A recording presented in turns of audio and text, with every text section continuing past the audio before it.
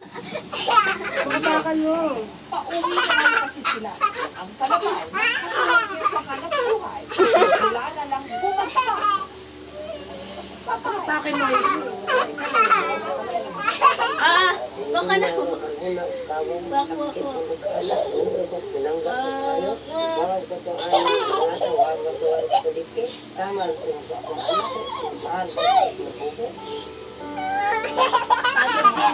Bakit ang kalabaw ni Lolo bigla na lang Dito ka naman din dito. at nagingalo?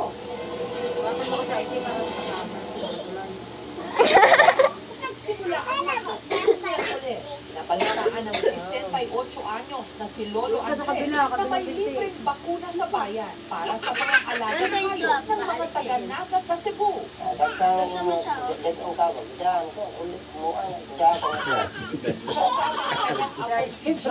Dinala ni Lolo Andres ang tatlo niyang baka at kanyang alagang kalabaw. Balik.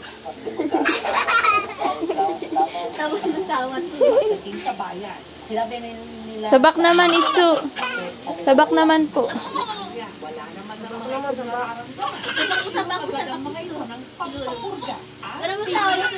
Likod. Sabak, tapak mo. Di maintindihan. Kala ko ba naging... Ang kalabaw, agad nang umuwi sina Lolo Oh, jump, jump, jump. Challenge, Itsu. Dapat di ka hulog, ah. Dapat hindi ka. Challenge, Itsu. Dapat di ka hulog. Dapat di ka hulog, Itcho. Challenge. Ito, lakad-lakad di ka matulog. Lakad ka dito.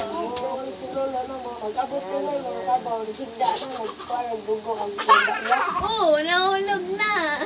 Jump mo si Lolo. Bila ka pagabi tata. Jump mo Lolo like.